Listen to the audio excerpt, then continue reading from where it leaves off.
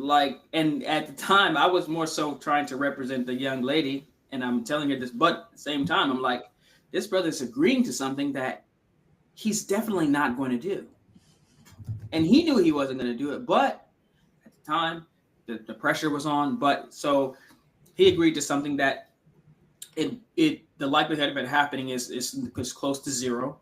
um and she will be able to bring that up. It'll be a sore spot for her, maybe, and a point of disappointment, because he agreed to something that he really could not do.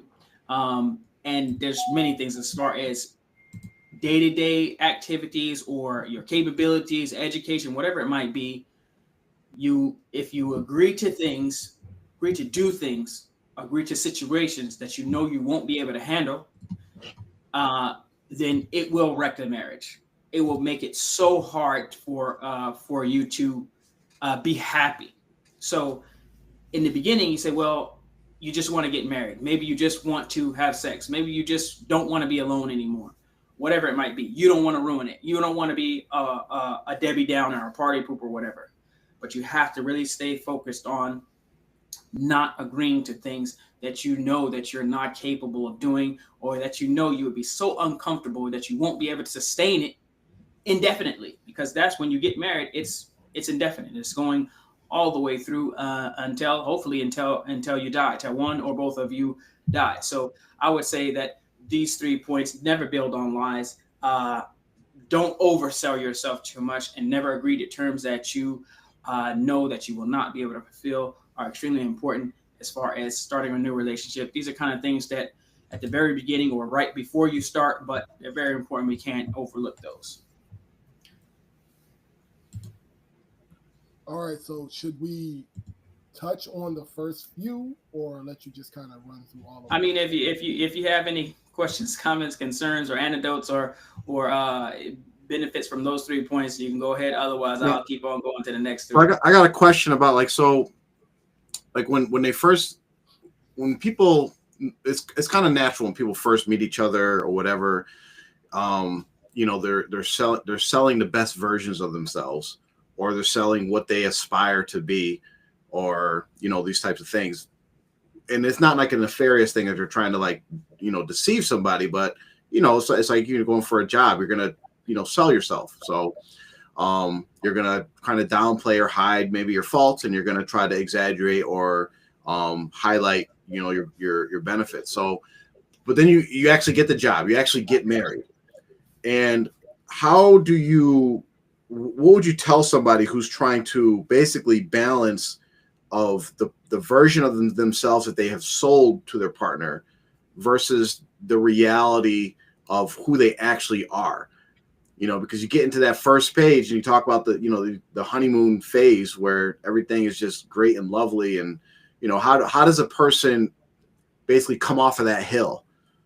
Yeah, I mean, it is hard for a person who either has not been in a relationship before, or they have not been in a long-term relationship, or they have not been in a successful relationship.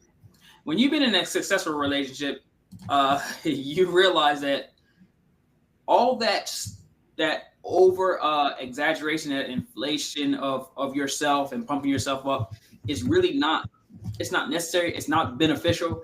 It's really useless stuff. A lot of stuff that you kind of do to try to impress the person or try to make yourself look a certain way, whether it be just doing a lot of different stuff. So I think it's hard to tell a person who hasn't experienced not to do that.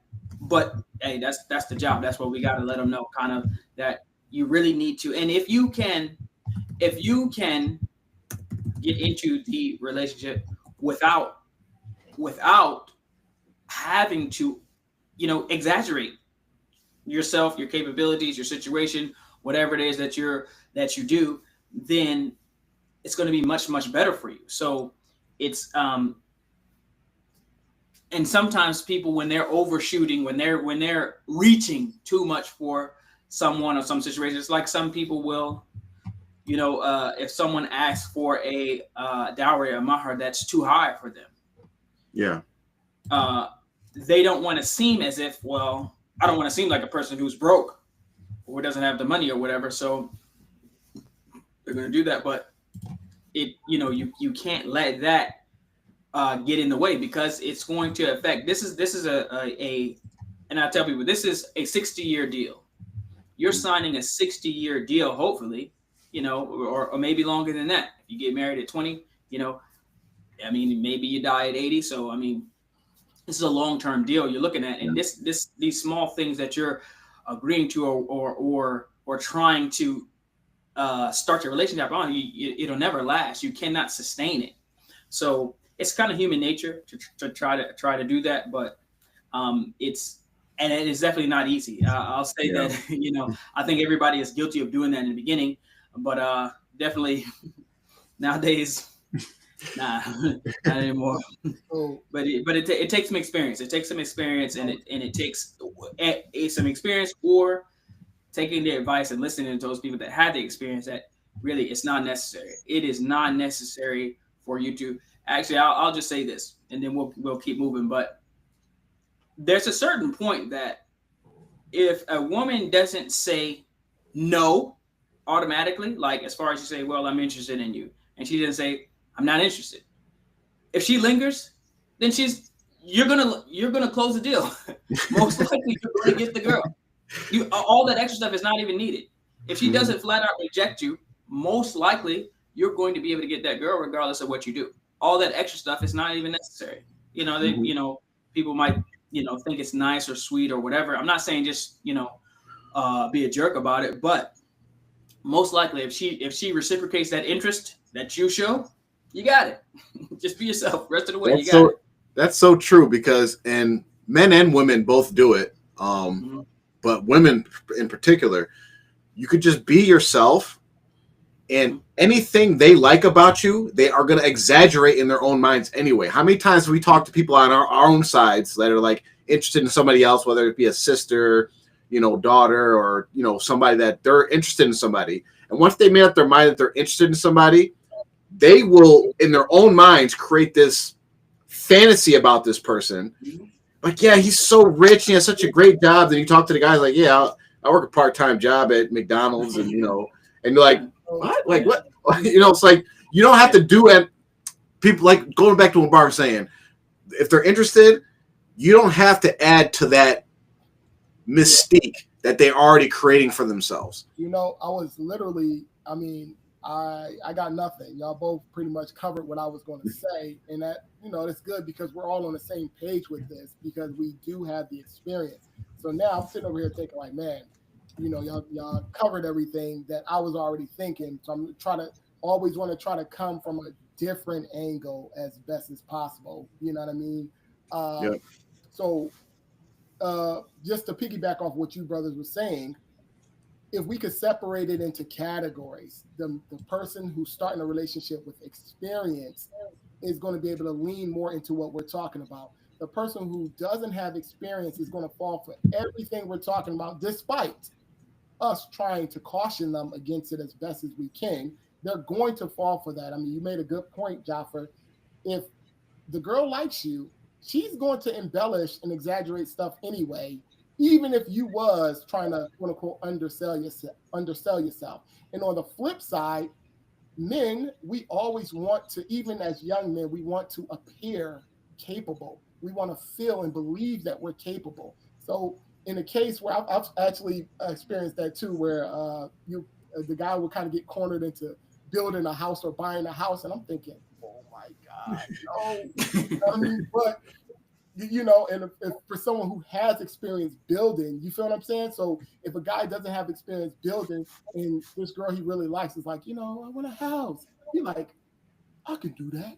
I can do that. So it's just like I was saying, it's not that he's capping her up or catfishing or lying. It's she's kind of breathing that inspiration into him for him to kind of feel like, if he likes her, and she's like, oh, I want a house for my guy. Ooh, she has no clue what a house actually costs and what it takes. Yeah. And to be fair, most women have no clue what a house actually costs and what it takes. You know what I mean? They just move into the house. You know what I'm saying? So the man on the other side, he builds the house. So I can see on both ends how it would be really, really tough. But if you all are not taking, if y'all can take anything from what we just discussed, just these categories, you have to be genuine and be as realistic as possible about your situation.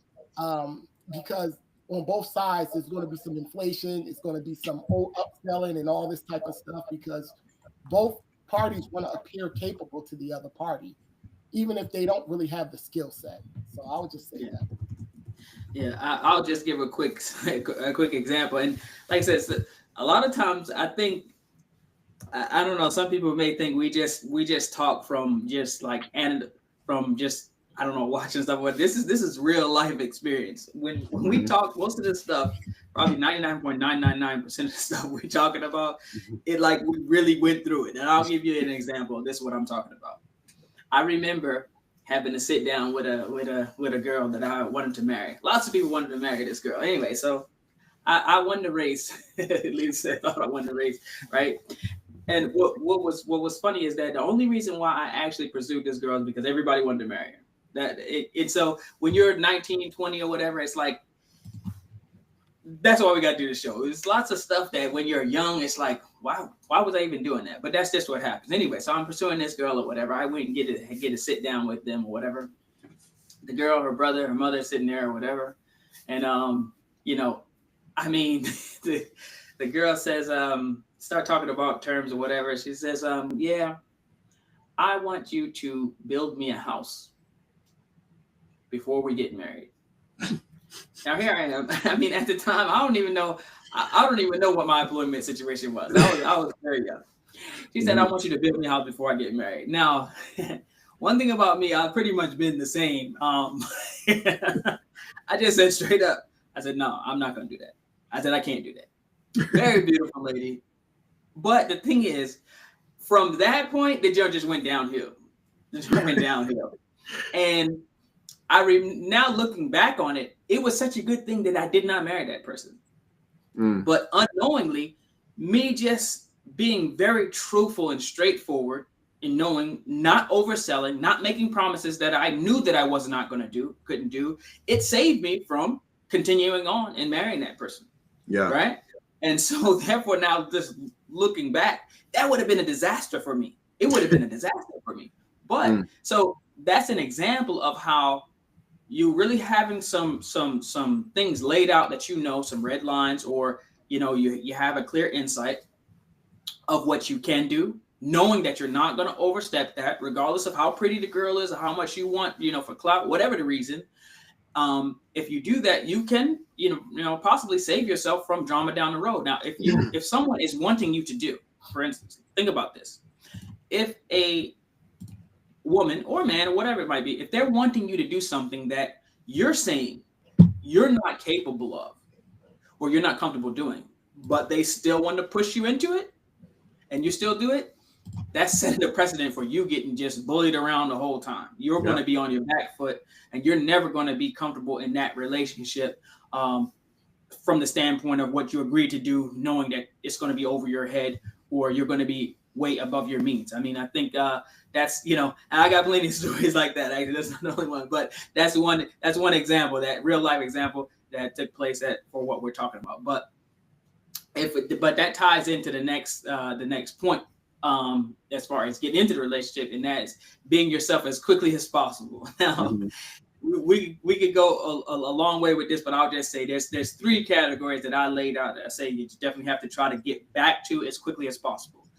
Spending, what your budget is, how you dress, okay, and your interactions and how you go about your daily life and routine and whatever.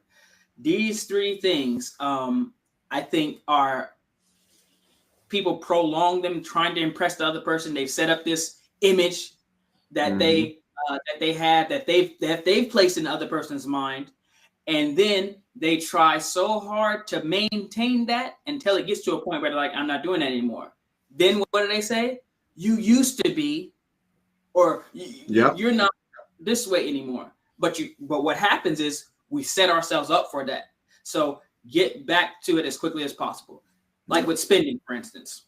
of course, when you first get married, yeah, you're gonna take your wife out. You're gonna let her buy whatever she wants and these Mhm. different. That's normal. Okay. There's a certain call it a honeymoon phase, whatever. I mean, a week or two maybe or whatever, maybe less than that. Certain amount of budget you're going to spend on the wedding or whatever, or just tell them, hey, normally I don't do this. One thing I said straight off the bat, I don't actually like eating out, and I don't go out to restaurant unless I'm caught out and we just need to get something to eat. Otherwise, I prefer to eat at home. I like the food better at home. But I'll say, hey, listen, let's do whatever. Yeah, we can go here, we can go there, whatever. But I don't normally do this. Right. Another thing that I'll say is like those good morning texts or I love you texts and this stuff. I don't like it. I don't do it. And I tell them straight up, I don't do it. So I know a lot of women, they like that. They enjoy that. It annoys me to no end. And I make that clear. Maybe I'm just strange, but I have to make that clear and say, hey, this is me. This is how I am. Actually, I say it beforehand. That way, he's, this type of person. I remember before I was getting married and my wife would say, man, you got so many different things that you don't like.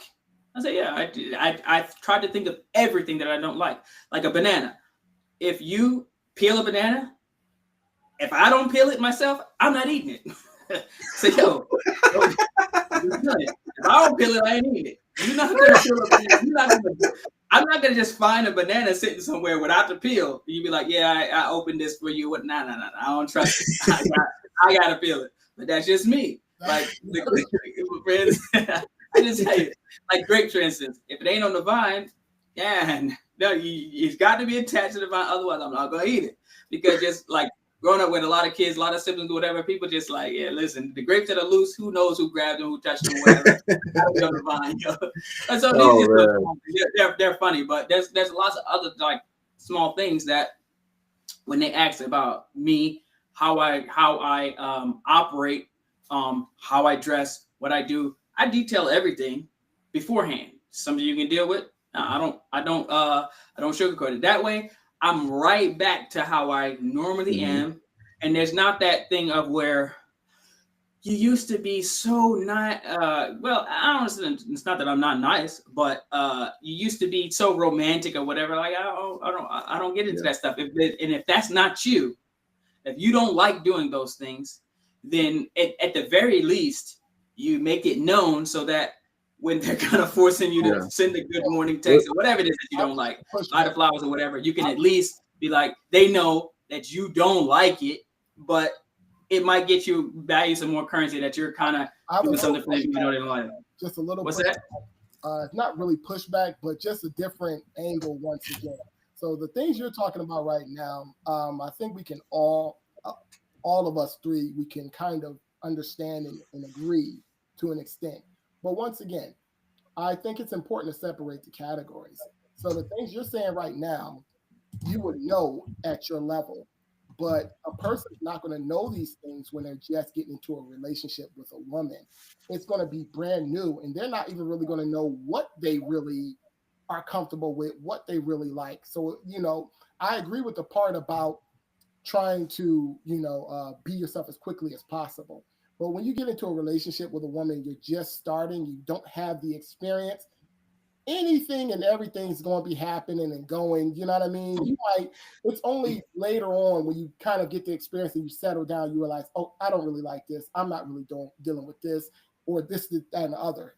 For instance, I can use myself,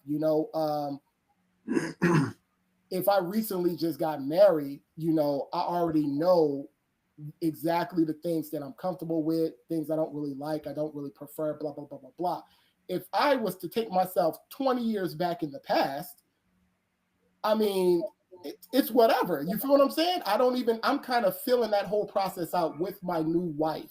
So all I'm basically saying is I think that position deserves a little bit more clarity or grace because I mean, but that's why I say that like you can really you can definitely have a good foundation when you think of it as spending.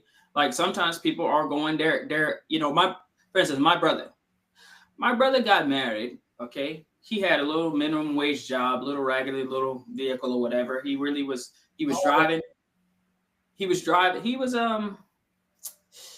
I don't want to put him on the spot. I don't know if people narrow down who it was. Was he cheated? Was he But he was one of my brothers. Let me just say, he was one of my brothers. Okay. Let me tell you what he did. He was driving hour and a half, 2 hours back and forth, his commute from work alone.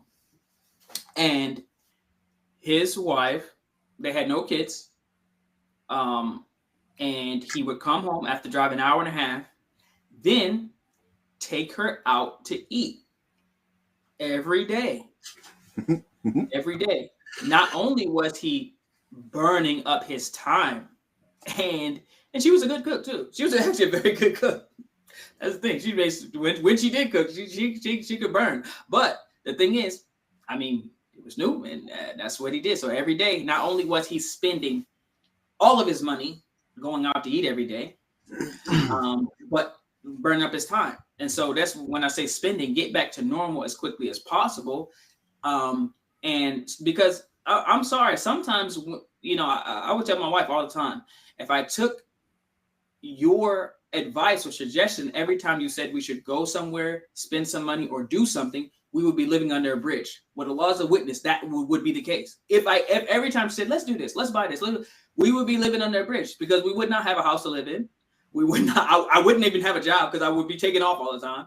I mean, literally, every time I took the suggestion. So, I mean, it's like. Let me just say this short part real quick to where we can have a little bit of understanding. Basically, let's use the spending. If you're 21, 22, 23, a young man, you don't know the restrictions that you need to put on your spending at that age. You should know. You should know. You should know. You should know. Hold on. Remember, if you get into a new situation with a woman, now you're taking on the responsibilities of a woman. You kind of like gotta feel your way. If a man at 20 something who is earning income doesn't know how to manage his finances and manage it with another person, he shouldn't be getting married. But he shouldn't have got married. Hold on. Yeah, I agree with that. This is why financial literacy is very important. We're going to get to that eventually down the line because most young people, what I've experienced in my life, they all think, okay, if I'm making $25 an hour, I'm making $30 an hour. They all think that they can manage money. You feel me? They don't. Managing money is actually a skill. It's a skill set. Just because you make the money does not mean that you can manage that money. So a lot of times what I've noticed is people will make decent money, but they'll be doing exactly what Mubarak just said. Driving an hour and a half, going out for dinner, blah, blah, blah, blah, blah, blah, blah, blah. And then, get into a situation where they have to kind of like find their way through the woods.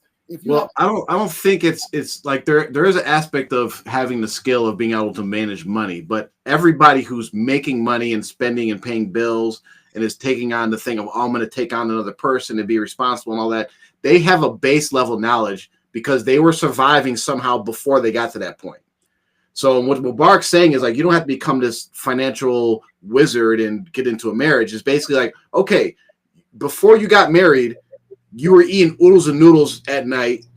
And after you get married, because you want to impress your wife, you change that about yourself. But you actually don't want to eat out at night. You actually don't do that on a normal day basis. So don't continue that when you first get married, when eventually you want to default to, I don't want to go out. I want to stay home. Or if you are a person that it could be the opposite way. You are a person like, no, I don't like eating at home. I want to go out and eat. I want to go out every night and eat dinner. Maybe you got it like that. But your wife is like, no, I want to cook. I want to do this, that. And you're like, no, I actually don't want to eat at home. I want to eat out. He's basically saying like, establish those foundations so that they know what makes you go, so that when you actually switch back to your normal self, it's not like, oh, you tricked me, or we used to do this. You formed an expectation, and now that's really what it's about. Yeah, I agree with that. I'm basically saying you got to go through the process of learning how to establish your foundation. Well, they should know that beforehand. It's not like it's not like the person like before they got married, they just started earning money, right?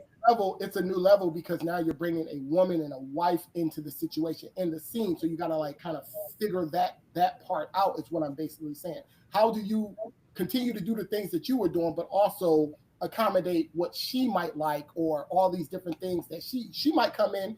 You might not know anything about how a woman would spend money, or she might be a high level maintenance woman or something. She likes to get her hair done every week or her nails done or blah, blah, blah. You have to then calculate, okay, she's requesting money like this and her hair is getting done and blah, blah, blah. How do I navigate that? You can't just go and say. So here's what I'm gonna say to that. Now, when you're speaking from our perspective, when you're a man, we're talking about to men, young men or whatever, any man getting married, you're going into a relationship and we want to establish a traditional relationship that's going to be successful. So now, yes, there's going to always be like a gray area where there's like, okay, you're going to have to adjust to her. She's going to have to adjust to you. But there should be a baseline of where the leverage is, who's really adjusting to who. So if a man is going into a relationship and he's like, okay, this is how I spend money. Now, bringing whoever he's bringing into that realm, his kingdom, needs to understand like, okay, this is the king and this is how he spends money. And now he might give a little leeway, like, okay, she's high maintenance or whatever. We'll go back to the beginning. Like, you probably shouldn't have married her because you're not a person who spends money or whatever. But she has to adjust to him. Now, if he's in a situation where he's like learning how to adjust his whole life to her, he's going down the wrong path already, because now he's like, okay, I got to reconfigure myself to meet her expectations.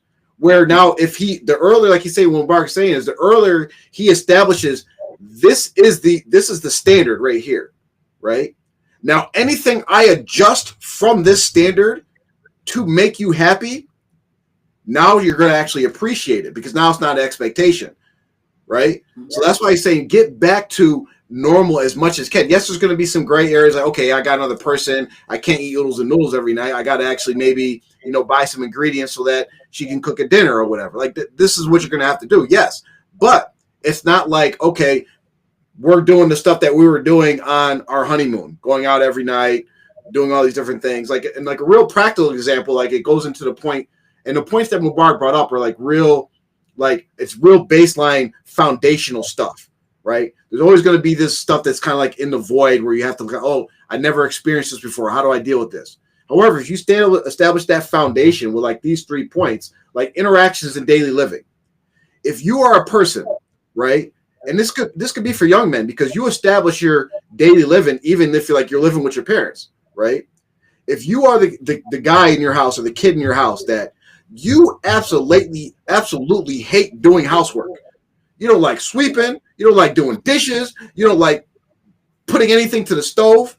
Now, if you get married and all of a sudden you're up there like whipping up meals, you're going into recipe books, learning how to cook for your wife and do all these different things, and the longer you do that, the more that your wife is like, oh yeah, I married a cook. Then when you're finally like, you know what, honeymoon phase is over, I'm tired of cooking, I'm tired of cleaning. Then when you come home and your wife's like, oh, the house is dirty, and you're asking your wife like, why isn't the house clean? And she's like, brother, you usually clean the house. So why aren't you cleaning it? And then you're like, oh, well, I usually don't do that. That's not my thing. I expected you to do that. And now guess what? She's saying, yeah, you used to be such a good husband. You used to do this. You used to do that, blah, blah, blah. Yeah. But this was you from the beginning. Let me just quickly add to what you just said, Jaffa, because once again, audience, we're speaking from actual real life experience. Just what you said, I have a couple of people in my family that literally that's happening. It's currently still happening. It's been happening for years. Mm-hmm. And even though this person is tired of it happening and he wants some reciprocity, he wants some change, it can't be undone because he already set that table, and now it's just like the roles are all flipped and reversed, and I'm just like, man, Yeah. I gotta remind me. I got a question for you guys before we close out, but I'm gonna wait till we get done.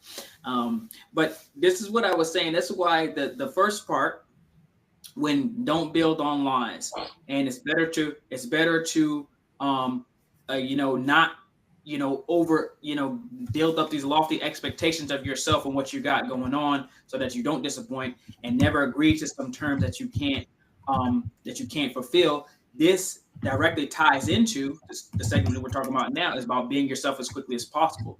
And with your spending, sometimes we tell them all this side of things, we're this and that and other about our spending, how much money we have, and we're money bags or whatever, and then we try to kind of like keep that up, and then eventually it runs out. But you have to get back to that as quickly as possible. And I will say this: the reason why I say be yourself as quickly as possible, because there's a magical time when you first get into a relationship where you can actually tell your wife to do anything and she'll do it. I mean, there's no other time like that, unless that woman is like, seriously, goes past you and she's just very, very obedient and submissive, because she's that type of person, and her relationship with her creator is first and foremost. So that's why. But otherwise, that first, when you first get married, that first, that honeymoon phase or whatever, you can be like, you know what? I've never tasted a pack of ramen noodles the way that you made it. That's what I want. And she will be so happy to make those noodles for you and eat them with you. In the first week, the first month, first 6 months, maybe. But if you then try that 2 years in or whatever, you will want to red carpet every other day, whatever you like, so it's not going to work. But in that honeymoon period, in that initial phase, you can establish a certain way, and due to the gravity of that attraction she's going to have to you, you can establish a foundation before some other habits and some other standards get set in. So I'll say this, like with the interactions and daily living or whatever. This is one thing that I told my wife in the very beginning. Like two things. Number one thing people know about me is that I don't cook. But you know what I did? Maybe the first or second day, probably within the first 3 days of getting married. I think it was the second day. I think it was the next morning or whatever. I made breakfast. Actually, I know, because the first morning she made breakfast. It's not gonna work. So the second morning, I made breakfast, and I made it so that I could show her exactly how I liked it. I said, "This is how I wanted it." She cooked it. She said, "This is great." I said, "But I don't cook." After that, that's how she made it. She's been making it for years and years and years now. But that's what I did. So I set the expectation. Showed but I know that I'm not a cook. So I wasn't in there cooking every day, because even though she enjoyed it, but I said, "Hey, this is how I do it." Then the next day, I was like, "Okay, see how you do it." She did it like that, and I left it there. And so every day she made the breakfast, and I set the standard. Also, another thing that I said, I remember telling my wife, and to this day, it's funny. People say, "Man, this is crazy," but I made sure that as far as the interaction and the daily things that I do, I said, "Listen, I like to play basketball with men. I don't want to." Now, if you are a good basketball player, I wouldn't mind playing with you, shooting around, but that annoys me. It annoys me playing with people that can't play. So, and I told her that straight up. And in the beginning, when you say things like that, they think it's funny, it's cute or whatever. Oh, you're so mean or whatever. But I just set that standard. I don't enjoy playing basketball with people who can't play. So I'm not going to play basketball with you. Now, maybe, just to goof off or whatever, but I play every day. And at that point in time, I was playing every day. Don't expect to come and play with me. Don't expect me to be like, okay, instead of going to play where I normally play, to go and instead play with you. That's not going to happen. I don't like to do that. I made it very clear. Another thing is I play video games all the time. I tell her straight up, this is what I do. I play video games and I like to do it, but I'm not going to do it with you. Why? I said, because you don't know anything about it. I watch football. I mean, these are some of the things at 20, 23, this is what we do. But I made it very clear. And she would say, well, why is it that when your brothers or whoever's over watching the game, y'all got all types of stuff to say, and it's like all the interaction, but when I'm sitting there watching the game, but you don't say anything, because you don't know what we're talking about. I don't want to explain what a first down is. I want to explain what a blitz is. If you're asking me, why is he kicking the ball when he's supposed to be throwing it? You don't know what's going on here. Just be like, but instead of, and so I see a lot of men that, I mean, sports is a thing where you say, well, that's, that this is trivial. Okay, yeah, it is. Nowadays, I might not care that much, but at that time, it's hard to tell a person who really likes sports that it's just trivial at that point in time. At 25, you're not going to tell a 25-year-old that, the 49ers don't matter. They matter to him, okay? So the thing is, to be clear about that is something that you can't understate, because I see a lot of people suffer. They say, no, man, I got to watch the game with my girl. Why? I mean, she doesn't even care about the game. She just wants you to be around. So, I mean, if you care that much about the game, you should tell her. And if she cares that much about you, that this matters something to you, let him watch the game with his friends or wherever, how he enjoys the game. Or if he likes to enjoy the game. I mean, this is like, we could keep going and going and going. But the thing is, you got to make it clear. If these things are things that you do, just like I make it a point. Listen, one thing is working out is mandatory. I don't like sugarcoat that. So it's like, oh, well, they think it's going to be some Richard Simmons stuff. No, you're going to have to lift weights. You're going to have to, like, you got to get down. Set the expectation very clear. That way, and in the beginning, while everything is cute, while all of your jokes are funny, everything's funny. Like, you're the funniest dude in the world in the beginning. So you could use that as a currency to set the standard. And so that's why I say be yourself as quickly as possible. That way you don't lose out on that time where it's very easy for them to. Let me touch on something real quick. That'll transition us to the last section before we get to some questions. Is because it's going to transition to this magical period, and what we're really talking about is like this honeymoon phase. We all kind of understand what this honeymoon phase is, and there's a lot of different aspects that play into like what the honeymoon phase is. But in reality, one of the things about part of the honeymoon phase is that just that feeling that each person has to the partner, right? They can call it sparks or whatever you want. There's a feeling, there's a certain type of emotion that comes with that honeymoon phase. Y'all are new, right? And the goal is and what we're talking about is like, as far as like the getting back to normal, we want like the interactions, your daily living, like what you're going to be as far as like a husband to get to normal as soon as possible. But on the flip side, in the perfect world, is to have those feelings, those honeymoon feelings, that newness, that spark, that electricity when you guys see each other and touch each other, last as long as possible. Now, how do you do that? Right? How do you do that? By getting your actions to normal as quick as possible. And how does that extend your emotional connection longer out? How does it do that? Because check it out. This is what happens, right? What typically happens when people get married? They actually go on a honeymoon, right? 3 days, 7 days, whatever it is. And you're spending as much all day with that other person. Now, if you look at like that like a feeling meter, that honeymoon feeling, we put it as like a meter, like you have a 100% value when you first get married. And every moment that you guys spend with each other is taking away from that meter, right? It's getting lower and lower. So those first 7 days or whatever, you took a big chunk because y'all were with each other 24/7.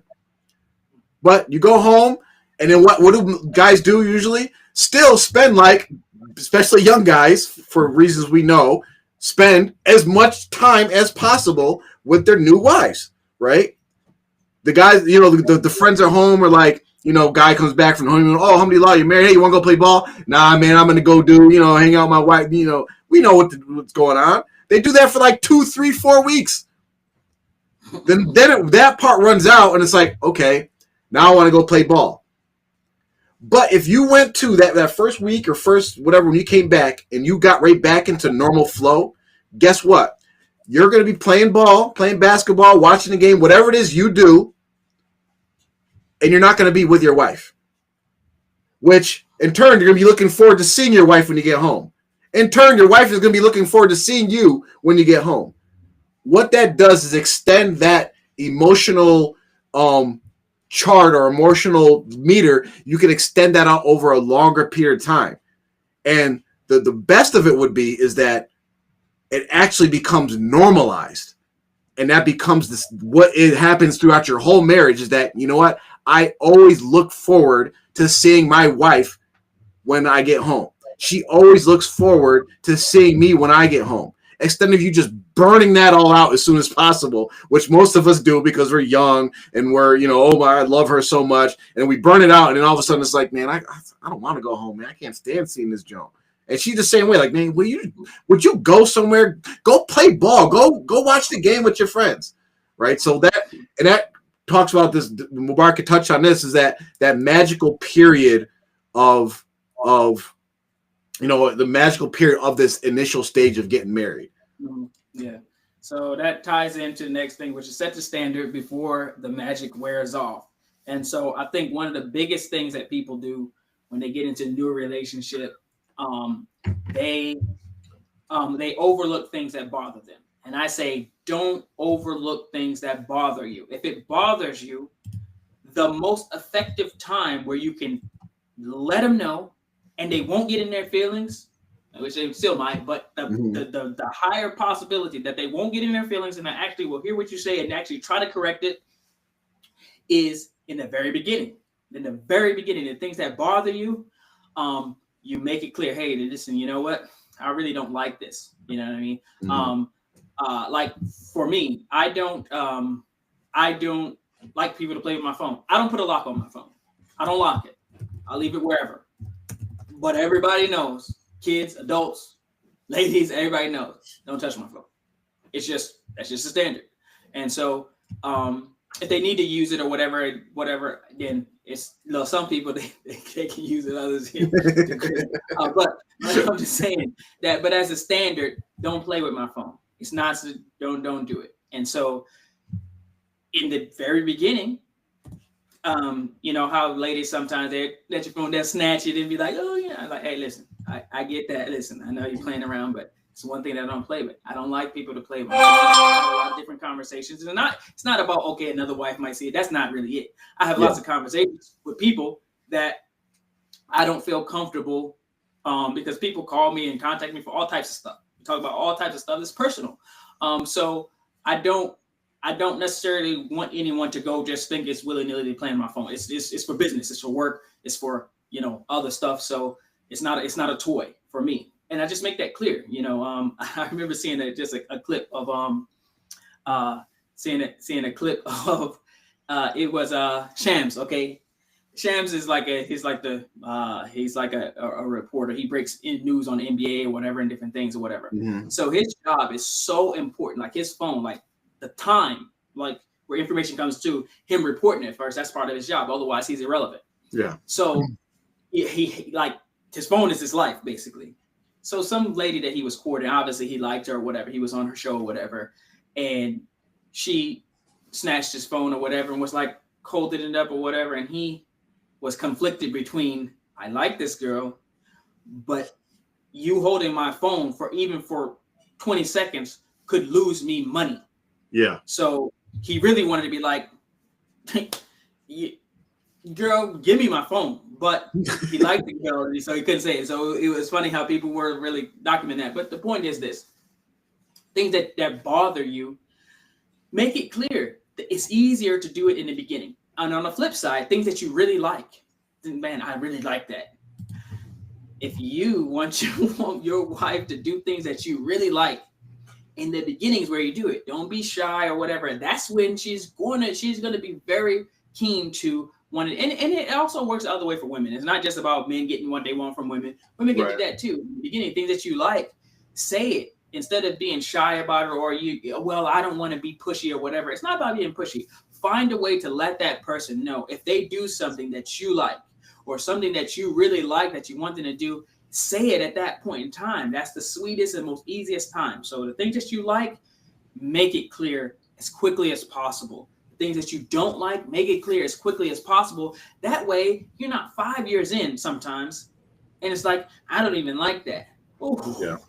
Why didn't you say anything? It could have been easier for you to stop doing or to do, but it wasn't mentioned. So I think you got to do it. And to establish the expectation, last thing, establish expectations for how you operate on a daily basis. Sometimes you're just like Jaffer mentioned, like whether it's cleaning the house or chores or daily activities or whatever.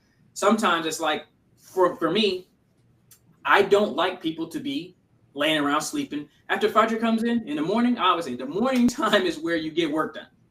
So I don't like nobody in my house to just be like, we'll start the day whenever.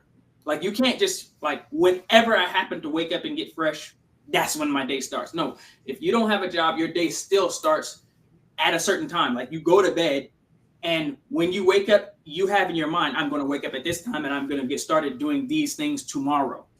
And so that's just the standard. So a lot of times we get to the point where, oh, it's cute. Oh, I'm just tired. Okay, whatever. And it's not about being a drill sergeant and being mean, but if you have a certain expectation, a certain way that you run your life and that you expect for your household to be run, your family members and your the business that you're running, your family and how your kids should operate, that standard has to be set. It's much harder for you to do that a year later and say, oh, well, you need to be, you need to do X, Y, and Z by 8 a.m. She's like, I've been sleeping in until 10 every day. Now you're on top of this. Try to do it in the beginning. Hey, first day, first night, say, hey, in the morning, we're going to wake up and we're going to, do some burpees or whatever we're going to do. That's what we're going to do. Guess what? She's going to be excited to do that. Day 2, she will be excited to do whatever it is that you normally do. Now you might say, well, I want to relax. Okay. But try to get back to whatever your standard structure where you want yourself to be on and them to be on as far as the daily activities as quickly as you can, because it's going to be easier to get them to do it and then maintain that in the beginning, as opposed to letting everything slide until you become frustrated and you say, hey, you need to be doing this, operating this, you need to be doing these things, that thing, this thing, 6 months or a year later, and then you get some pushback. So that's my take on it. I just wanted to add real quick, and this is a deeper topic, so I don't have time to get into it, but just a quick tip for especially newlyweds is don't pull all your tricks out in the beginning, right? So like when we're talking about establishing a standard, you want that standard to be, how do I say this without being negative? You want it to be as low as possible as far as like the expectations from you, right? So like we have a base. Islam is easy because we have a baseline of what a man is supposed to do in a marriage. You want that expectation that you're giving, that your wife is receiving from you, that she expects from you, to be as close to that line as possible. And I want to pick on one of our companions real quick. He's gonna know what I'm talking about. Like, say you love to cook. You cook every single day. That's your thing. You love to cook. You're a chef, right?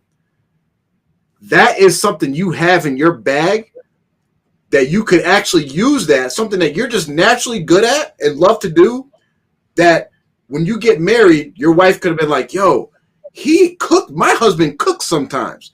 But what happens if you do that right from the beginning? And I'm not saying this happens for every woman, but what happens for just natural human instinct, something that may be something that is like a gift or something that's out of the ordinary, if it's done enough, it becomes ordinary and it becomes an expectation. And then when you stop doing that, that's when it becomes like, oh, you're actually taking something from me. Like, for instance, if I give my child and I begin them, $20 a week in allowance since the day they can remember, right? They don't look at that $20 allowance as like something that I'm actually giving them. They're looking at it as something that they're entitled to. So the one week that you say, oh, I'm not giving you $20, like, what do you mean you're not giving me my money?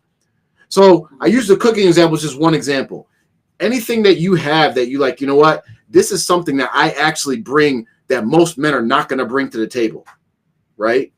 Don't just throw that all out on the honeymoon. Like, yeah, this is me. This is what I do. Hold it in a little while, right? Establish those expectations and then start putting those out later on throughout the marriage, so that it works for you and it also works for your wife, because your wife will actually be able to appreciate the things that you're actually doing for them that is above and beyond what you actually have to be doing for them. I'm gonna definitely agree with these two brothers. Y'all cooking on this episode here, because very few people. I'm putting it out there because it don't matter anyway. It's not like somebody's gonna force me to do it. I'll do it when I want to. But I actually can cook as well, And just to your point, Jaffer, you want to hold some of that stuff. You know what I mean? For, I guess, like occasions or special occasions or something. You know what I mean? To where very few people know I actually can get down in the kitchen. I'm not a chef or nothing, but they, my kids like when I make them breakfast and stuff like that. And, I want a Bruce breakfast, not only breakfast, stuff like that. But that's a really good point. You want to kind of keep some things, and I think this is a way where you can kind of stretch some stuff out as well. You can kind of create that longevity when you have some things that's in your cupboard and you can pull them out when it's needed to kind of continue that freshness. You don't want to just offload everything. I mean, I could get a little crazy or graphic, but I'm not. Yeah. That's what I'm talking about. You want to together to where when you need to pull them out of your, you know what I mean? Yeah. Your suitcase or briefcase, you can pull it out and it actually still has that flair. It has that. Well, we're talking to men, so we can speak in sports analogies, right? If you keep it to basketball, you got a bunch of tools in your chest. You don't come out and use every single move one right after another every single time you get the ball, and they're like, oh, wait, he got a fadeaway. Oh, he could jump. Oh, he got a jump shot. Oh, he got this and that. Then they know how to cover you. No, you use what you got until they can stop it. You're like, you stopped that. Guess what? I got this too. Oh, and I got this too. And that will get you through your career. You know what I'm saying? I'm gonna behave. So we have a few questions. If anybody has any questions before we sign off, we're going to be covering the questions and then signing off. Thank you again for joining us. Type them in the chat. We'll answer them. But we have a few questions from our forum. The first question is... Hold up. Before we get to the questions, because I don't know if it's going to get off this topic or not, but real quick, I want to ask you two brothers, because this is the thing. Some people that are listening right now, all the things that we told them not to do, they've done already. And all the things that we've told them to do, they didn't do. So right now, they're completely upside down in the situation. Maybe they started on some inflated expectations that they couldn't fulfill. They agreed to some things they couldn't do. They didn't set the proper standard. They got upside down. So my question for you brothers is, say a person has been married for 5 years, okay? Maybe 10 years, I think. I mean, you're on the set in stone. You're cooked. Whatever you're baked in now. But maybe not. I'm just saying. Let's just say 5 years, 7 years. Okay, the person's been married, and they have made all the mistakes that we talked about, or they have pretty much, done the opposite. Right. What advice could you give a person like this in order to get the ship turned around, or is it possible? Is it possible for them to kind of reset or reestablish some of the things that are not there? Okay, so are we going with 5 years or 10 years? Because that's a big difference. I don't know. Let's go with 5 years. If we can put us, because it may be 1 year, and maybe some just based on. Okay, let's go. If we say 1 year, 5 years, 10 years, because people are at different levels. But I'm curious to know how your perspective on if a person really. They've been making these mistakes that we pointed out that you shouldn't do, and now how can they correct it? Because everyone is not just starting out or whatever. They brand new. They're like, oh yes, perfect. Right. Now I'm gonna take the template. That person who's 20 years old or 21 and they're about to get married and they're like, okay, now I know what to do. Great. But for the guy who's 25 or maybe he's 30 and he's been in it, and he's like, oh my gosh, and he's listening and hearing and seeing everything that they told me not to do, I did it already, and everything that they said to do, I didn't do. So for that person, wherever stage they are, how can they right the ship? Yeah, I actually think they can rewrite the ship or redirect the ship. I do believe it's possible. In a situation or a scenario where you guys, the two people, end up having a conversation, a deep one. A lot of times people would have those real hard conversations. When you get into a space like that, you want to take the opportunity to speak to your partner or your spouse and talk about what I would term as a reset. Let's reset. You know what I mean? Let's reset the situation. You express the things that have been ailing or bothering you over the last few years. You don't like this. You would like to move forward. You want to go in this direction.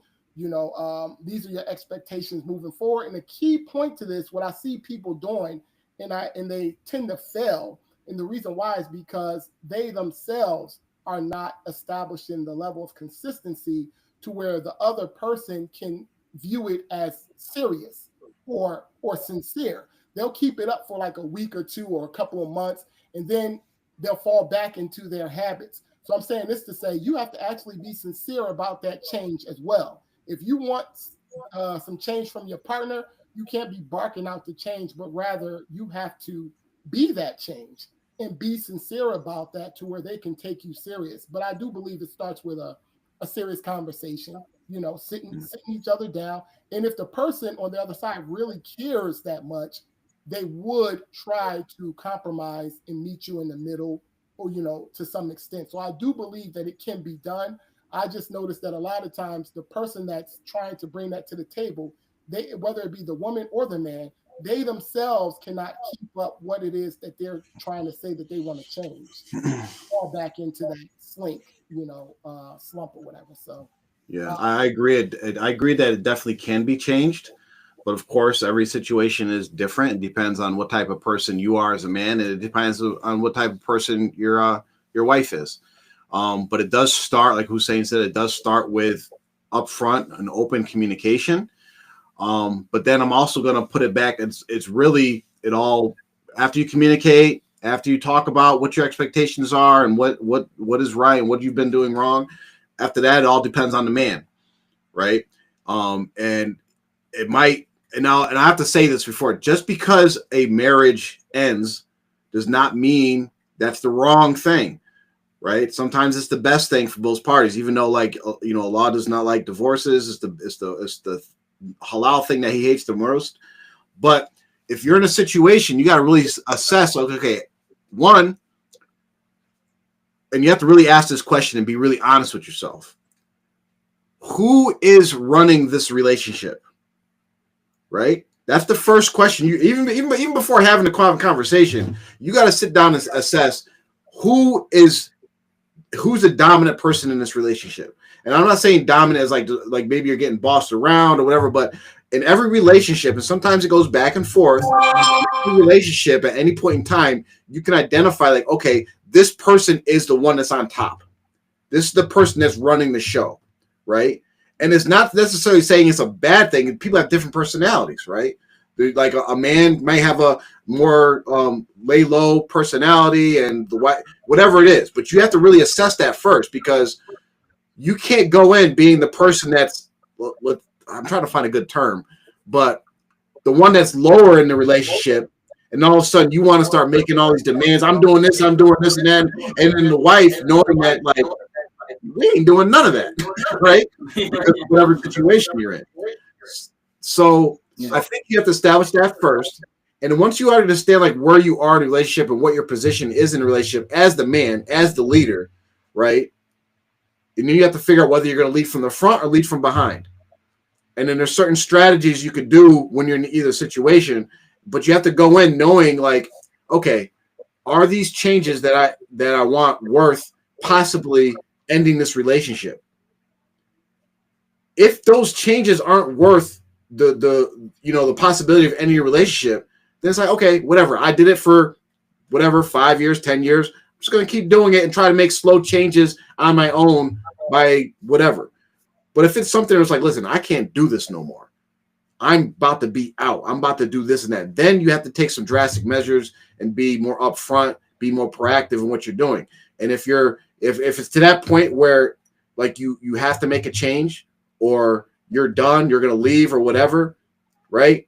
And you're the person that's like not the person that's like on top in the relationship, that doesn't have the leverage, that doesn't have the power, then we can't get into it now, but there's a lot of different tactics you could do to try to reverse a situation. And I'll just say one, the best time for change is when there's crisis, right?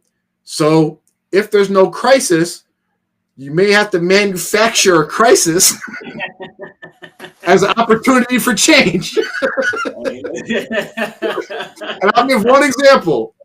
You may be a person that has no intention on getting a second wife. Yeah, I knew it. Bro, and if you're in the bottom position, you're down, like you're like, yeah, she got it, she's above me, and then this, but something's got to change. Go tell your wife, I want to get a second wife. There's your crisis. Use that crisis as an opportunity to change some things. Yeah. Yeah. Or you got a person that you can just make it to where they just so happen to see, or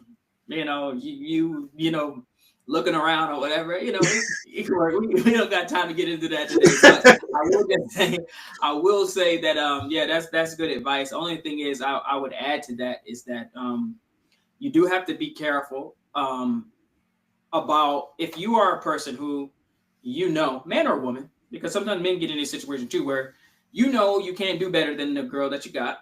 You don't want to end a relationship. That's the last thing on your mind. You definitely would not want to do that. But you do want to make those changes. You have to weigh whether or not, if you sit them down and you have this conversation, if it will actually, especially if there's some demands. Like if you say, hey, listen, you have to start cleaning up. You have to do some housework. No, I'm not cooking anymore. I'm not going to do the dishes anymore because I'm working. You have to do it. What you have to realize is that if you say that, you put your foot down, you're the man of the house. That's what I'm saying. That this is what has to go. This is my red line. If it doesn't work, you're going to be in an even worse position. If you go and say you have to do this, and they say, I'm not going to do it, or they don't agree, or they just don't do it, you're done. You're in a worse position than you were before you even said anything. Yep. And that's why, because I tell my wife this all the time. I say, listen, if you tell the kids to do something, or else you have to follow through. Yep. You can't be like, she always says, oh, they always listen to you right away, but they don't listen to me. I say, because either I won't say anything, but if I do say something, if I say, hey, listen, y'all got to do this. Otherwise, I have to. I have no choice but to at least make you feel like I'm going to get you. Otherwise, it doesn't work. So even when like the punishment might have been too harsh, be like, well, I said it, so they gotta go. So and even sometimes I can say okay, and then let them get away with it. But I've established a certain baseline where they know that hey, if I say it, you got to follow through. And so the thing is, you have to be careful with that and know that hey, you got to, if you say this, you got to be willing to take it all the way. And I'm telling you, that's what I say. When I speak from experience. I've had a situation where I had to literally say, hey, listen, you have to do this. Otherwise, we can't get down anymore. And that kind of goes back to what Hussein was saying about like, as far as you have to be prepared to actually take the action that you're talking about, make the change that you're talking about. If I use an example of like, you need to start cooking and cleaning, you can't come home and see the first dirty house you see and be like, all right, I'm just going to clean it myself. Yeah. Yeah. And it's like, you really, and you have to take some action. And you got to be able to go the distance with what you're saying. Sometimes it's like, if you cave in, because one of the tools that a man can use as far as to get his wife to behave the way that he prefers is that he can separate the bed from her. He cannot be intimate with her. Okay. So, but if, after, 2 days, you went 46 hours and now you're like, it ain't going to work. She knows you'll be back. Whether I do this or not, whether I clean up or not, you'll be back. So you just wait.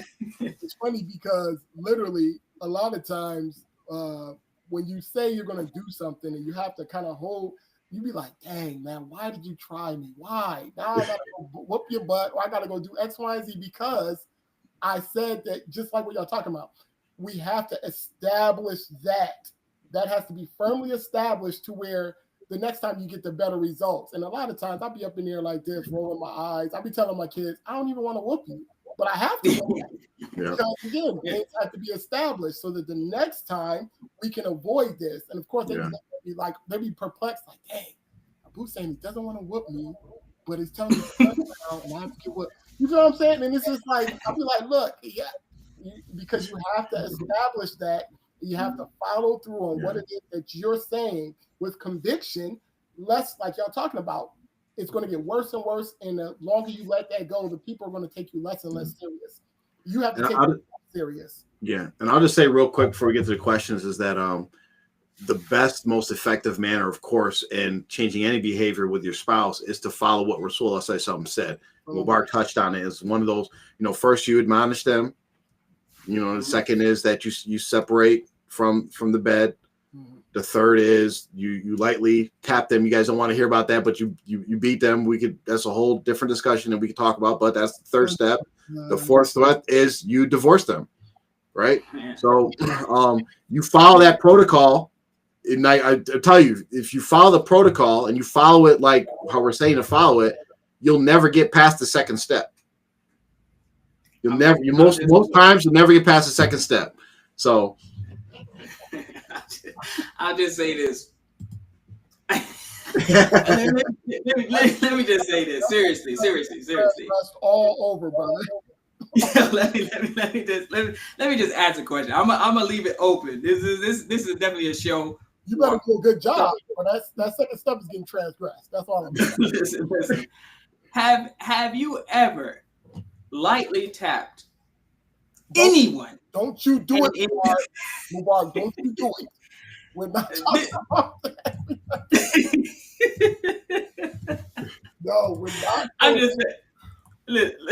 Don't. Yeah, okay. I'm gonna leave. I'll leave it alone, man. I'll leave it alone. There's a lot more to that. I'll just say that. There's a lot more to it. All right. I think people. Listen, I gotta say it. I gotta say it. Hold on. Let me just say this. I think a lot of this lightly tapping or whatever, how people translate it or whatever, is to try to be politically correct or try to not seem chauvinistic or whatever, misogynistic or abusive or anything like that. But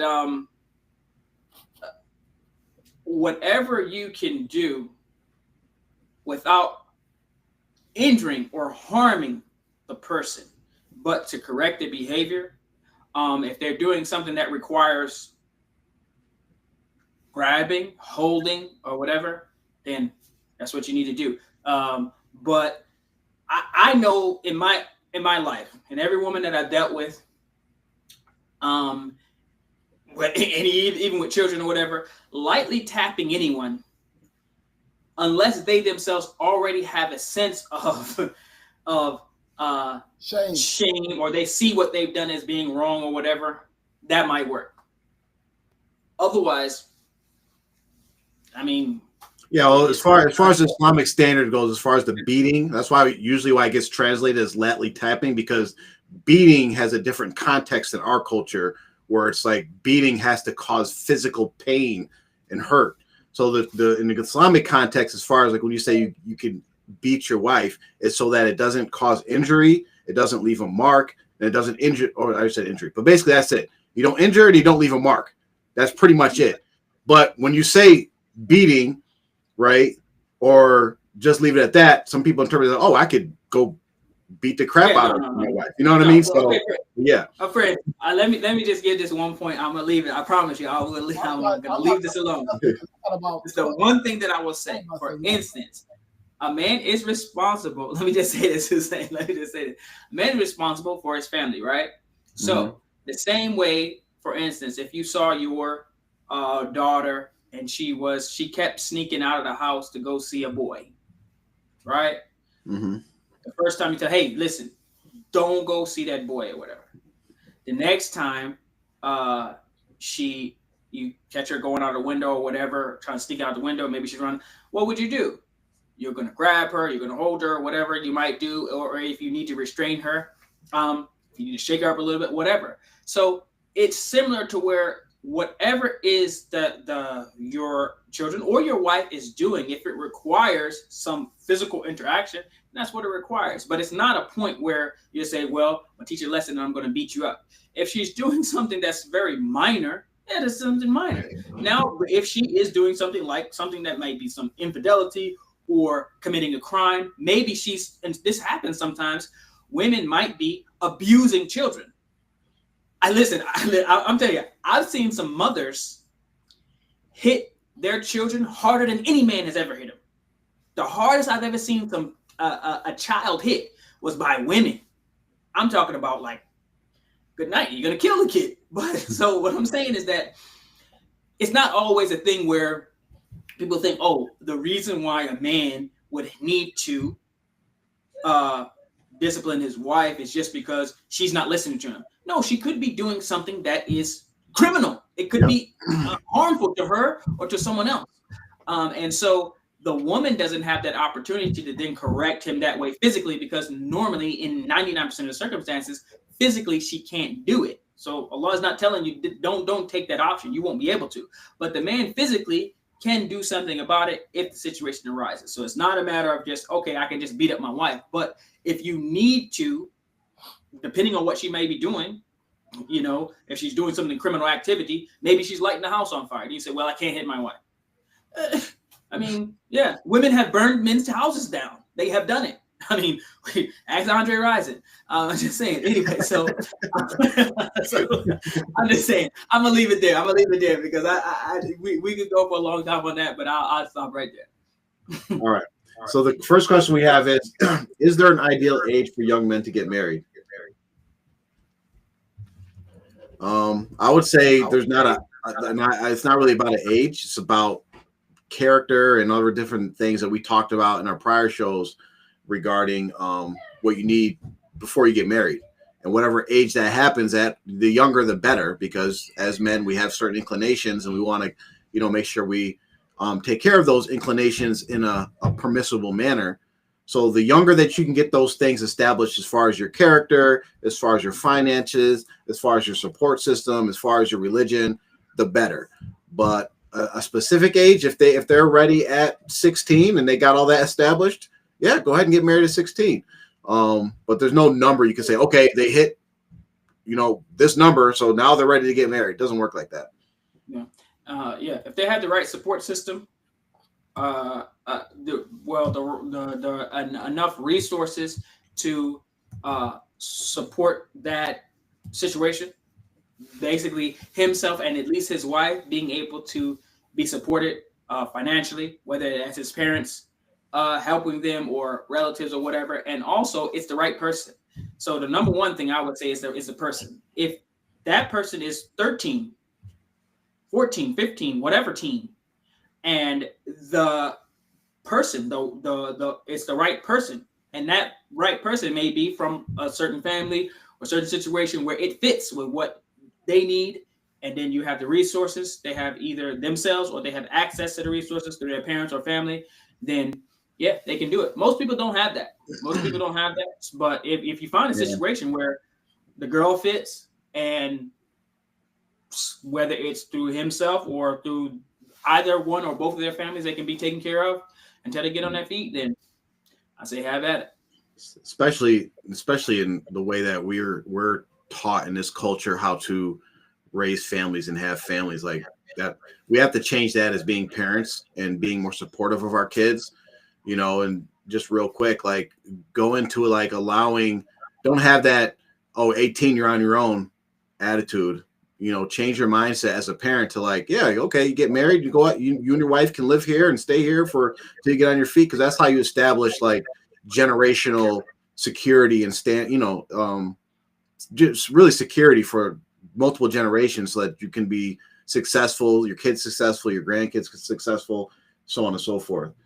The next question is there a limit on what a person should know about you before the marriage?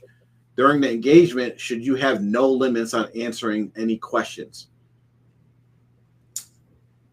No, I mean, if they ask the question, I mean, what question could a person who you're about to literally be closer to than any other person you've ever been before in your life, and you plan to spend the rest of your life with them and share everything with them?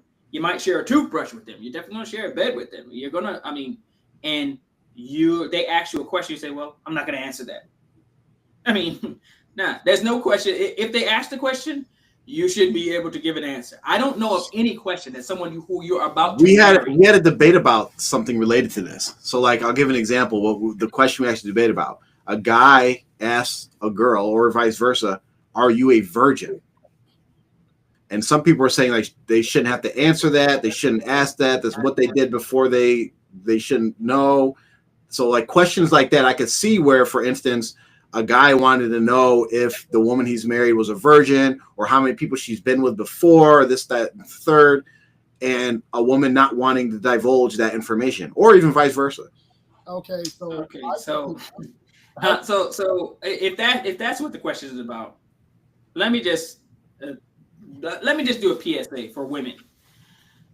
The man will know immediately. He's gonna know immediately. I mean, within 5 minutes, less than 5 minutes, within 10 seconds of intercourse, he's gonna know, most likely. So I would say that it's not about you really hiding it, just delays the inevitable. And if you come off as pretending to be a virgin and you're not, this goes back to building the relationship, starting a relationship on lies. Yeah. So even though you didn't say, hey, I'm a virgin, you presented yourself a certain way and you didn't say that you weren't, which you don't have to. But what I would say, for if you're asked the question, maybe you don't have to answer it directly. Hey, are you a virgin? No, not like that. But what that man should do, this is one of my teachers said that a man should do is he should have his elders, right? Or if he's very concerned about this, which actually it's not that big a concern. That's a topic for another day. It's really not that big a deal, honestly. But depends on how it depends on how it happened. But as far as a woman being a virgin or not when you get married, it's almost irrelevant. It's definitely not as big a deal as people make it out to be. Really. Yeah. But what you should do is you have your mother, your sister, or whatever, you talk to her, right? So you should know a bit about her background. If she went to college, hey, listen, if she was unmarried, she's at university, if she stayed on campus, if she's, in her, 20s, 30s or whatever, unmarried, just ripping and running or whatever, she's got a car or whatever. These are things that in this country, in this world, the time, the opportunity or whatever is very prevalent. It happens. People get into situations, you just gotta, if that is very concerning to you, then yes, ask the question. Now, if a girl is a teenager or whatever, you are going to go to their, send your elders or someone in your relationship to kind of like, all right, she went to this high school and we heard that they was doing that over there or whatever, XYZ. I know my son is going to be very upset if you're not. And then, hey, they can be like, hey, well, can't say this, they can basically let you know that, hey, look out. And so this is the thing. So for these people, sometimes like we all have daughters. We're not going to put any of our daughters under the microscope. But if me, myself, I know my daughter ain't, if I knew, okay, that's the situation. Why am I going to set her up for, a disappointment with her husband? Now, if they come and ask me, I'm not going to put her business out on the street, but I'm going to say, you know what? Maybe things she wasn't always, doing the right thing, but now she's, XYZ. Or maybe a situation where your daughter is, she's ripping and running. You say, hey, listen, this is my daughter's situation. I need to get her married. But yeah, this is the situation. I would say, you don't deceive a person, especially if you know that they're very concerned about this. Yeah. And you can go about it by letting them know that, hey, yeah, she's not a virgin. The woman should never have to go and be like, hey, I'm not a virgin. I mean, if she's coming and saying, no, yeah. If Jesus can't save these hoes.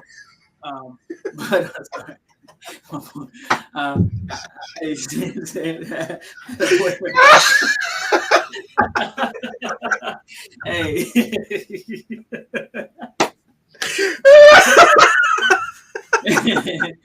I mean, the timing on that is crazy.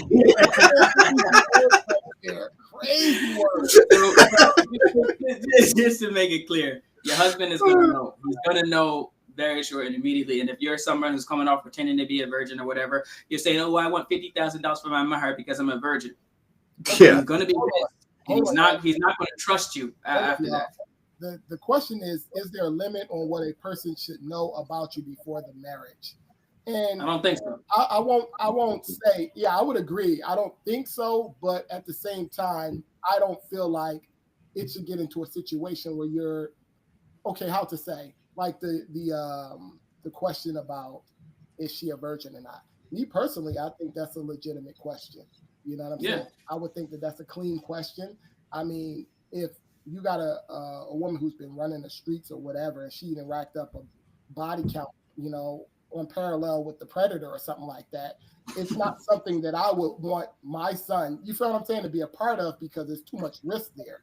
So I would prefer someone not to sugarcoat that, you know, and vice versa. You know, if my son's running around doing X, Y, and Z, and you have this woman who is coming in as a virgin, and this guy, I'm just using my son as an example, but he's not involved in none of that. But I hope not, at least. But if he's on this end and he's been doing X, Y, and Z, and then there comes this woman who's pure or whatever, like, I think things need to be clear. I don't feel like there should be some type of restriction on the questions, but at the same time, I do understand that there has to be a balance and some type of decorum there, because then, you know, if you get too intrusive, the person might feel a little bit like it's an interview versus, you know, you guys trying to interact, and even though it is kind of like an interview, but they're going to kind of feel maybe a little bit of pressure, or you might be prying a little bit too deep. So I don't know. Well, the thing is, I don't think, like, I agree that there should be no limits on answering questions. If someone has a question that they feel is important that they want answered, then you should answer it. Or if you don't want to answer it, don't answer it and see where that takes you, right? If you think something's full and truthful, but there should be no limits, because like Mubarak had started off with, he said, like, you're about to be intimate with this person, right? So like saying, oh, I don't want to answer that because of whatever, like, you're planning to be intimate with this person. So if you can't answer a simple question with words, there's a problem there. But I do want to also say that there is a natural limit in what you're going to know. Like, you aren't going to know everything about your potential partner, right? So don't think that, oh, I got to know everything about them before I get married. Focus on the things that you care about. Ask those questions. And then if they meet all your standards, go forth.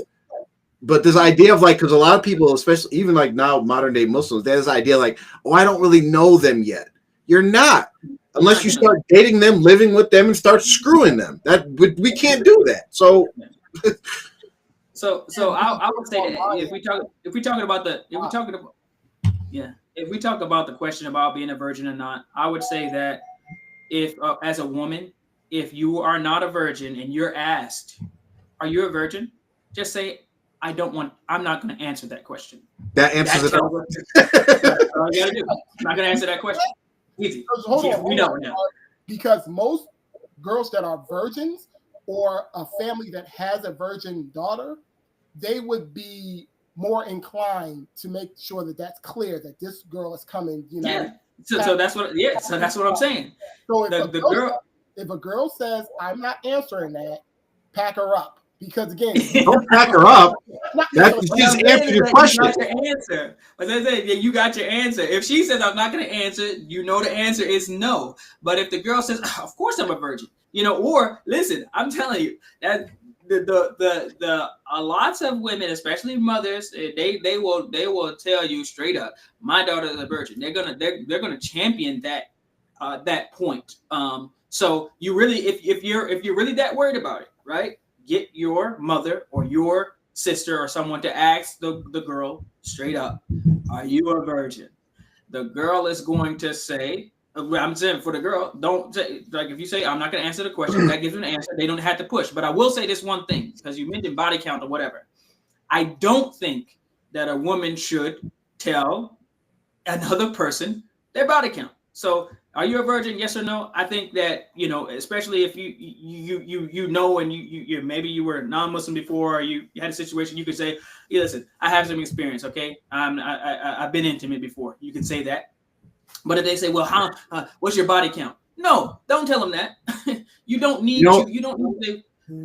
Yeah. Now that I'm thinking about it, is how, especially nowadays in our culture and in our society, how useless that question of "Are you a virgin?" is actually, because you ask You ask, especially these younger, I don't say younger, but people are very slick, and women at least will know. They know that virginity is something that they could use as far as like getting married, especially Muslim women.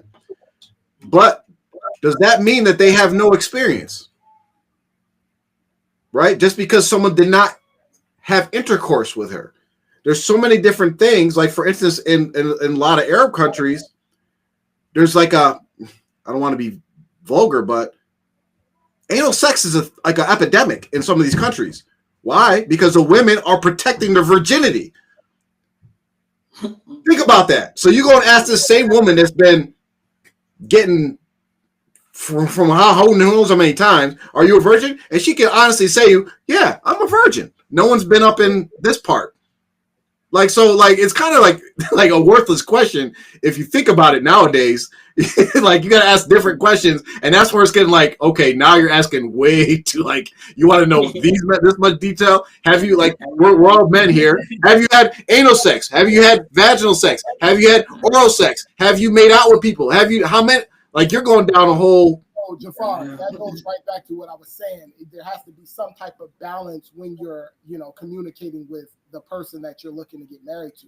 Because if you say just no limits and you just start asking all these questions right here. Well, that's what I'm saying. It's kind of like pointless, actually. Like, even if you really care, like, what you really want to know is if you're marrying someone that hasn't been married before. Because if you marry someone that's been married before, that shouldn't be your concern. You shouldn't give a crap, right? What a person is really wanting to know is if there's two people that's getting married for the first time, or the woman's getting married first time, what the guy really wants to know is, do you have experience with men? That's the question you should be asking. And that question could be yes or no. And then go from there. That's it. But it also gives you an indication about their inhibitions, their discipline, because, hey, listen, if you got somebody who's, maybe ripping and running, just because they with you might not keep them from ripping and running. So yeah, I mean, yep. So yeah, gotta be careful. That's a big concern. But let's get to the other question real quick. The other question is, we had another one pop in. Another one that says, if I'm in a situation where the man I married, his character was different when we were engaged. He was not using cursing. He was dressing like a Muslim man, talking about what surah of Holy Quran he loved. But after about 3 months of marriage, I realized he's not practicing his religion. He made it seem before the marriage. So I told him I have grounds for a divorce, but he thinks I do not. So basically, a man, it seems like he got her with the okie doke. He was reciting ayats of Quran, made himself pious. Then a few months after getting married, he settled into what the person he really was, of not being really religious. And she believes she has a grounds for divorce. And he says that she does not have grounds for divorce. So does she have grounds for a divorce? Based on the thing that she mentioned, I mean, he was reciting, he was telling her about her favorite surah, but now he's not. He was dressing like a Muslim, but now he's not, which, everybody wears, the clothes. Whatever they wear. Yeah. Okay, I'm dressed like a Muslim right now, but y'all ain't. You're dressed like a Muslim. Well, the part for me is he's not practicing his deen. Now, of course, that's very vague. We don't know what that means. So, yeah. If he's not practicing, if that means he's not praying, maybe he's like, some people might not think it's that big a deal, but it actually is. If a person, like, he's listening to music, you thought he didn't listen to music because listening to music is wrong. So just so people know, you can't do it. But if that's a person who he's got, Jay-Z and Kanye or whoever these people are, this is what he does. When he gets in the car, that's what he turns on or whatever. Situation like that, I would say that, I wouldn't stay with a person who listen. Okay, I can understand if a person was and lots of people do listen to music. Well, lots of people do. Lots of Muslims. Yeah, grounds for divorce. Is that something that takes him out of the fold of Islam? I think. That's the thing with these questions, and a lot of women ask this question this way: is like, do I have grounds for a divorce? And you have to stop thinking in those manners, because we talked about this before. Is that no matter what, you have to go through someone else to get your divorce. So as far as having general grounds for divorce, if you think you cannot remain married to this person or fulfill the rights that this person has from you by being their wife, then you have grounds to seek a divorce and see if there is grounds for a divorce. And someone may grant a divorce to you, whether it's the imam or whatever. But to say like, okay, this happened now, like the only thing that gives you a ground for the divorce really are the things that automatically divorce you from your husband, like things that take him outside the fold of Islam. If he's left the fold of Islam, you're automatically divorced. But as far as seeking the divorce, ask the question, are these issues of him and his deen, right?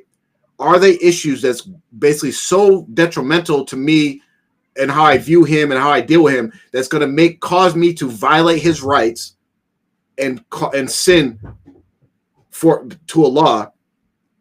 Then if that answer is yes, then go seek out an imam and go give them the details, and they'll see your case, and maybe you'll be granted a divorce, maybe not. Yeah, but I would say, just to add to that, is that you have to look at it like this. You can seek a divorce if the person you thought was someone who was pious or who had taqwa, he had fear of Allah, and that you wanted to. You're choosing a leader for yourself and your family. You chose him as a leader, and then now you see him as that he's actually not a fit leader as far as being a Muslim around a Muslim household. That's reasonable to think, okay, I thought one thing about this person. Now that I'm with him, he's actually not really a practicing Muslim. I mean, that's, you can say, grounds for divorce there. You can seek a divorce based on that reason, but what you have to look at is that, are you going to be better off? Is your situation going to improve?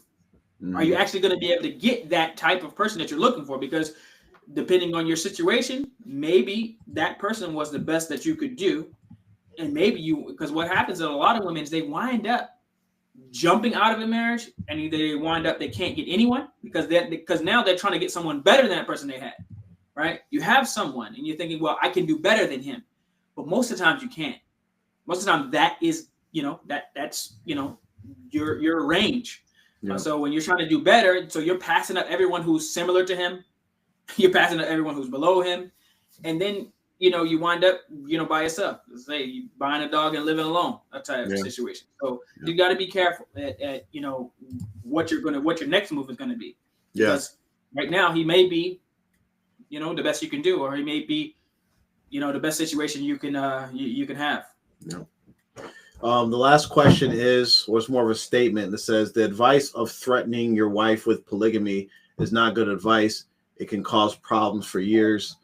I guess since I said it, I'll address it. It was just one example of creating a crisis situation. That's not really a crisis situation, just to have some opportunity for change. But I would say to this person who said this is that it wasn't threatening your wife. So a wife shouldn't view polygamy as a threat, especially if you're Muslim. And the problem that you're missing by making this statement is that there's already been problems for years, is that the woman just didn't know about it, right? The man has been dealing with these problems for years that's been ignored or not been addressed, and he said, okay, something needs to change. So it could be, bringing up, it could be a lot of different tactics. Like I said, we didn't have time to get into all those different strategies that a man can use to try to implement change. That was just one I threw out there as an example. But the statement just really underlines the fact of, in a lot of marriages, one side could be experienced like everything's going great for me, right? Everything's going great for me, but it's not going great for the partner. And because the partner is of the personality of like, I'm just going to suck it up. I'm going to swallow it. I'm going to take the brunt of the trouble and the turmoil and just make sure everybody else is happy, right? Even though I'm unhappy. And then when a person finally speaks up and says, okay, I can't take no more, all of a sudden it's their problem. Everything's been going great until now. No, it hasn't, right? So saying, okay, I'm thinking about getting another wife, and that allegedly causing problems for years, why don't you address all the problems that's been happening for all the years before your husband said, hey, I'm thinking about getting another wife? And what if he actually does get another wife? Is that going to be even, because him bringing up the idea there's definitely a problem in this relationship, and even with this person that said this statement. I don't know who said it, but whoever said it, there's a problem with the way you're thinking, and you may need to reevaluate your own relationships, because if you're thinking that if your husband brings up polygamy, one, you think it's a threat, as like he's going to punish you with polygamy when it's the sunnah. That's a problem right there. And two, that the mere fact of him bringing up polygamy to you will cause problems in your marriage for years is an even bigger problem, because him just talking about polygamy is going to cause problems in your marriage for years. What happens when he actually does get married again? So just think about that. Yeah, I'm curious to know what threat, how polygamy is a threat, as far as if you don't do this, I'm gonna get married again. Like, what is it? Like, what is it? I would like to know what that thing is, because it's probably something that the other woman will do, which if you're a woman and she's a woman, it seems like you should be able to, it's like, I don't know. It seems that to me seems like if a woman feels threatened by polygamy, then it really is. It's an indictment on the woman more than anything. Yeah. The man clearly is not happy, and probably you can do something about it, whether you're willing to do that or not, or if something you can. For maybe if the woman is not able to have children or something like that, or then that's understandable. But even then, you can take it as a threat. I mean, it's a reality. Where if he's wanting children, he can have children, and that woman cannot. And don't take it as a threat. Take it as a thing where, okay, there's an area where you are not able to give him what he needs, and if you love and care about him, then though it may hurt you, and I'm not saying that it's not going to have an effect on you, on your heart, because every woman probably is going to have some level of effect on them in polygyny. We're not saying that, but it shouldn't be seen as a threat. But if it's something that you can physically do, or some behavior that you can change, and that's the reason why he's threatening you, well, just change your behavior. I mean, it's And I just want to real quick say, and men, women, especially living in the West, Muslims, we have to change the way we think, and we have to adopt the way we think that as best we can to what's in accordance with the Holy Quran and the Sunnah. As being Muslims, we all have that problem growing up in the West. There's certain things, the way that we think, that we have to like rewire ourselves, and just ask yourself, right? What is a worse threat? Threatening your wife that you're going to take out another wife, which is halal, which is permissible, which is recommended, or what's the other option? Threaten to divorce you. What would you rather have? You have a good husband that is saying, okay, listen, I need XYZ, and if you can't do it, I'm going to get married again. Versus you have a good husband that says, hey, I need XYZ, and if you can't do it, I'm divorcing you. So, I mean, just think about that. Like, divorce is obviously worse than polygamy, but for a lot of us, we don't think that way. That's all the questions we have. We thank everybody for joining us. Until next week, inshallah, we'll cover some more topics. If you have questions after the show, or you're watching the show later, you can hit the link in the chat, and we'll still get the questions and cover them next week. Mubarak Hussein, after I sign off, just stay on just so we can figure out the whole uploading thing. Everybody else, have a good day. Assalamu alaikum. Okay. Okay, and that. So then I gotta unpause. So are we off right now? Yeah, we're off now.